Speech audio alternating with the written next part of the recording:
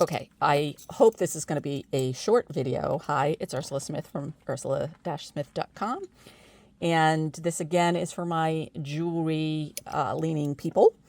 So these are impression dies. I know I've done videos about them in the past.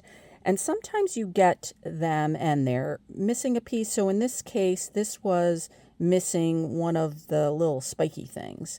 And so there's videos out there on using burrs to go in and kind of add the design back in.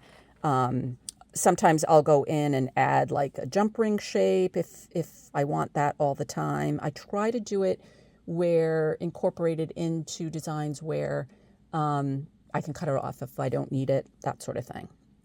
But if you look in the middle, so the middle of this had carving marks from the original maker. And a lot of times I like that look, but in this case, so full confession, I actually have two of these. And rather than selling off one, this was my kind of test piece for different things. So using the burrs, and in this case, what I did to the center. So, and I don't know if I've mentioned in other videos, this is from Potter USA. I love the stuff there. A lot of them are designs that were rescued from old jewelry companies that have shut down. Some of them are very, very old designs.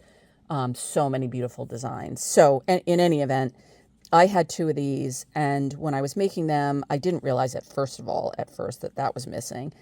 And then after I pressed it, there was a center that had some design, and I didn't feel like, doing a bezel with a stone or, whatever. So I wanted to kind of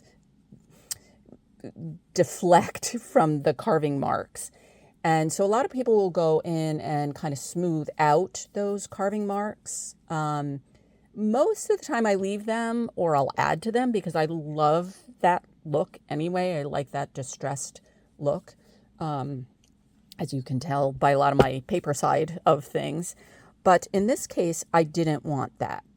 And especially since I had an extra one, I could play around with it. So what I did was I have a hammer handpiece that just basically acts like a hammer. You could use a regular hammer and a tool to add almost like stampings into the middle of that. And so what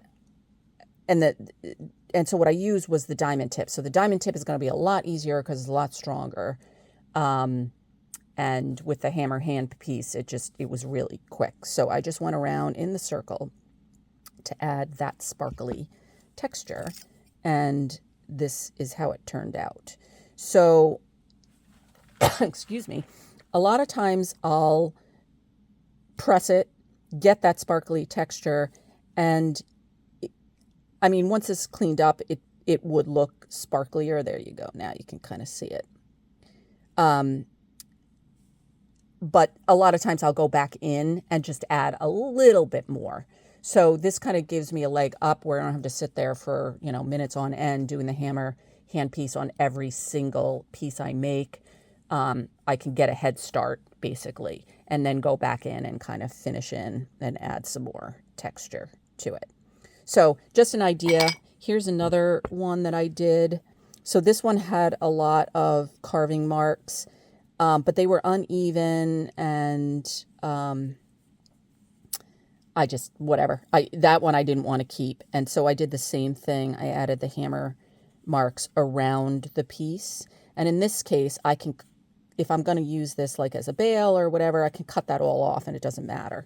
But if I want to use it, I actually did it in the shape of a circle tag, which I have a die that cuts that shape.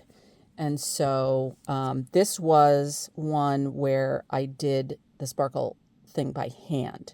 So I kind of figured out, and you could just kind of see there, that little shadow there, that is the original tool mark. So I was kind of trying to deflect from that because I was planning on using this as its own design, not, cut it out and either use it on another piece or use it as a bail.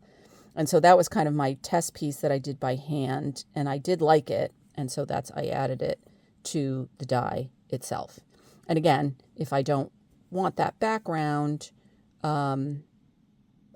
especially if I'm using it by itself, I don't need it. I can just cut it off and